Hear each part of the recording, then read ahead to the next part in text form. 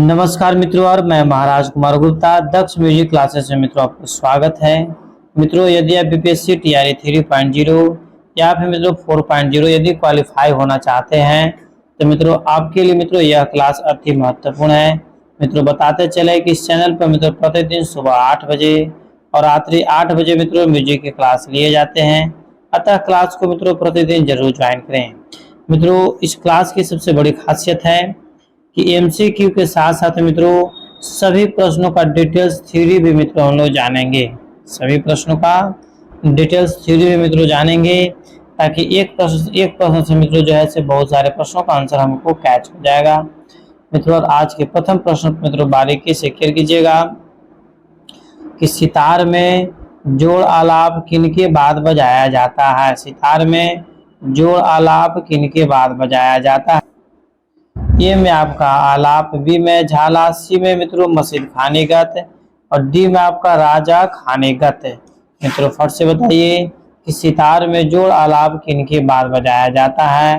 मित्रों बताते चले कि सितार में जो मित्रों जोड़ आलाप बजाया जाता है, इस प्रश्न का आंसर आपका हो जाएगा आलाप। ठीक है, ए पर आंसर मित्रों आपका सही है। मित्रों व्याख्या पर क्लियर कीजिएगा कि सितार में जोड़ आलाप मित्रों आलाप के बाद ही बजाया जाता है। इस प्रकार हम लोग अगले प्रश्न पर मित्रों क्लियर करेंगे कि शोभा गुरटू किस शैली की प्रसिद्ध गायिका थी। शोभा गुरटू किस शैली की प्रसिद्ध गायिका थी।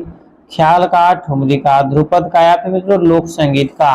मित्रों फट से बताइए कि शोभा गुरटू मित्रों किस शैली की प्रसिद्ध गायिका थी। तो मित्रों बताते चले इस प्रश्न का आंसर आपका हो जाएगा मित्रों ठुमरी का। ऑप्शन नंबर मित्रों बी आपका सही आंसर है, ठुमरी। ठीक है, मित्रों व्याख्या पर क्लियर कीजिएगा कि शोभा गुरटू ठुमरी गायन शैली के लिए मित्रों प्रसिद्ध गायिका थी। इनका संबंध जो था मित्रों बनारस घराने से था। मित्रों आपके एग्जाम में पूछा जा सकता है कि शोभा गुरटू का संबंध मित्रों किस घराने से है, तो बनारस घराने से है। इस प्रकार मित्रों अगले प्रश्न पर हम लोग क्लियर करेंगे कि प्रतिमा या वरावली म मित्रों प्रयुक्त होता है उत्तरी संगीत में, पाश्चात्य संगीत में, लोक संगीत में या फिर मित्रों दक्षिणी संगीत में। मित्रों फटाफट कमेंट्स में आंसर दिया कीजिए और मित्रों आप प्रत्येक क्लास को मित्रों जरूर ज्वाइन किया कीजिए। एक चीज और मित्रों बोलेंगे कि मित्रों पेड फॉर पीडीएफ मित्रों कोर्स चल रहा है, इसके माध्यम से मित्रों आपको संपूर्ण कोर्स मित्रों प्रोवाइड करवाया जाएगा म्यूजिक के लिए। मित्रों इस प्रश्न का आंसर आपका हो जाएगा ऑप्शन नंबर डी दक्षिणी संगीत। ठीक है, मित्रों व्याख्या पर क्लियर कीजिएगा। प्रतिमा या फिर मित्रों वराली म प्रयुक्त होता है दक्षिणी संगीत में। उत्तर भारतीय संगीत में तो प्रतिमा को तीव्र म कहा जाता है। लोक संगीत में तथा पाश्चात्य संगीत में मित्रों प्रतिमा प्रयुक्त नहीं होता है। इस प्रकार हम लोग अगले प्रश्न पर मित्रों क्लियर करेंगे। अगला प्रश्न आपका है इनमें से एक दक्षिणी संगीत का स्वर नहीं है। मतलब इनमें से कौन सा ऐसा मित्रों स्वर है जो दक्षिणी संगीत का स्वर नहीं है। मित्रों फटाफट कमेंट्स में आंसर दीजिए और मित्रों आप अपने प्रतिक्रिया जरूर दीजिए कि मित्रों यह क्लास कैसा लगा। ठीक है मित्रों, अंतर्गंधार, पंचम श्रुति, काकली निषाद या तीव्र मध्यम। मित्रों फट से बताइए कि इनमें से एक दक्षिणी संगीत का स्वर नहीं है। तो मित्रों बताते चले कि इस प्रश्न का आंसर आपका हो जाएगा ऑप्शन नंबर डी तीव्र मध्यम। ठीक है, तो व्याख्या पर क्लियर कीजिएगा कि दक्षिण संगीत के स्वर में तीव्र मध्यम स्वर नहीं है। तीव्र मध्यम स्वर का प्रयोग मित्रों उत्तर संगीत पत्ति में किया जाता है। अंतर्गंधार, काकली निषाद तथा पंचश्रुति ऋषभ स्वर दक्षिणी संगीत पद्धति के स्वर हैं।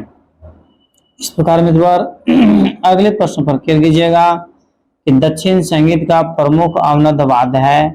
दक्षिणी संगीत का मित्रों प्रमुख अवनद वाद्य इनमें से कौन सा है। तबला, ढोलक, मृदंग या फिर मित्रों घटम। मित्रों फट से बताइए कि दक्षिणी संगीत का प्रमुख अवनद वाद्य कौन सा है। मित्रों इस प्रश्न का आंसर आपको हो जाएगा मित्रों बारीकी से क्लियर कीजिएगा, मृदंग हो जाएगा। क्या हो जाएगा? मृदंग। ऑप्शन नंबर सी आपका सही है। मित्रों व्याख्या पर क्लियर कीजिएगा। दक्षिण संगीत का प्रमुख अवनद वाद्य मित्रों मृदंग है। तबला और ढोलक मित्रों उत्तर संगीत पत्ति का अवनद वाद्य है। तबला और ढोलक जो है उत्तरी संगीत पत्ति का मित्रों अवनद वाद्य है, जबकि मित्रों मृदंग जो है दक्षिणी संगीत पद्धति का मित्रों प्रमुख अवनद वाद्य है। ठीक है, इस प्रकार हम लोग अगले प्रश्न पर मित्रों क्लियर करेंगे कि दक्षिण संगीत में मुख्य मेल निर्धारक है। मेल मतलब थाट होता है मित्रों। ठीक है, मेल मतलब क्या होता है?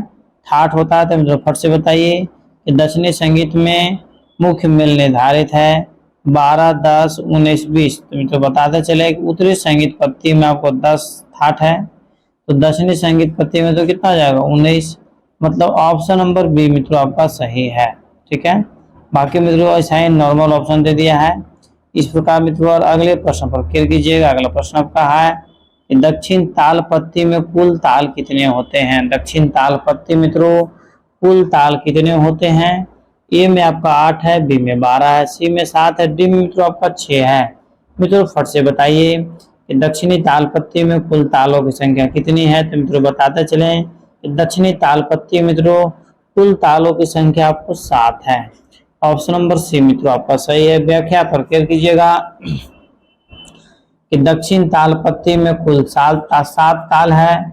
ध्रुव ताल पहला है, दूसरा का मठ ताल है, तीसरा का मित्रों रूपक ताल है, चौथा आपका झप ताल है, पांचवा मित्रों त्रिपुर ताल है, और छठा आपको अड़ताल है, सातवां आपका एक ताल है।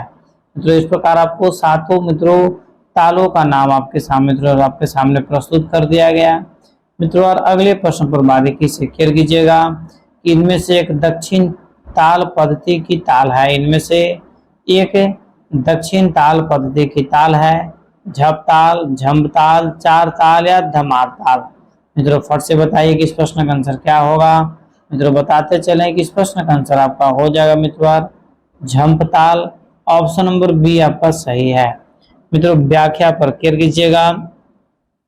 झम्प ताल दक्षिण ताल पद्धति की ताल है, जबकि झम्प ताल 4 ताल और धमार हो गया यहाँ पर धमार ताल हिंदुस्तानी ताल पद्धति की ताल है।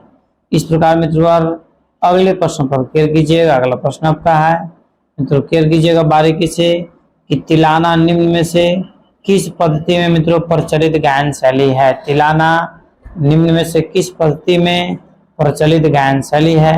मित्रों ए में आपका उत्तरी पद्धति, बी में है पश्चिमी पद्धति, सी में मित्रों लोक पद्धति, डी में आपका दक्षिणी पद्धति।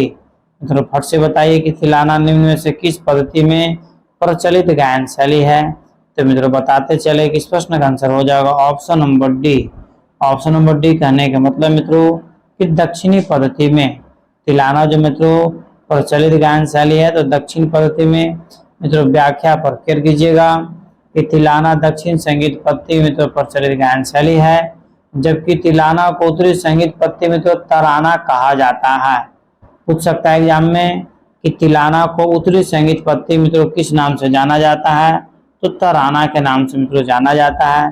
तिलाना नामक गायन शैली का प्रयोग पाश्चात्य पद्धति और लोक संगीत पद्धति में नहीं किया जाता है। आंसर मित्रों यहाँ पर आपको प्रस्तुत कर दिया गया। मित्रों इसी तरीका से मित्रों जो आपका रियल क्लास चलेगा उसमें भी मित्रों सभी प्रश्नों का आंसर आपको प्रस्तुत कर दिया जाएगा, ताकि मित्रों एक भी प्रश्न का आंसर मित्रों आपसे मिस ना हो पाए। ठीक है, क्योंकि आप स्क्रीनशॉट लेकर के मित्रों आंसर को मिला लेते हैं, तो मित्रों आप कंफर्म हो जाइएगा कि कितना प्रश्नों का आंसर आपका सही हुआ। इस प्रकार मित्रों यदि इस चैनल पर मित्रों पहली बार विजिट कर रहे हैं तो मित्रों चैनल को सब्सक्राइब कीजिए, लाइक कीजिए, शेयर कीजिए, कमेंट्स कीजिए, और मित्रों दिए हुए नंबर के माध्यम से मित्रों आप हमसे कांटेक्ट करें। मित्रों तत्काल आपको मित्रों जैसे म्यूजिक का संपूर्ण कोर्स मित्रों आपको प्रोवाइड करवा दिया जाएगा, जिससे है कि मित्रों आपका बीपीएससी 100% मित्रों निकल जाएगा। तब तक के लिए आप स्वस्थ रहिए, मस्त रहिए। एक बार प्रेम से बोलिए भारत माता की जय।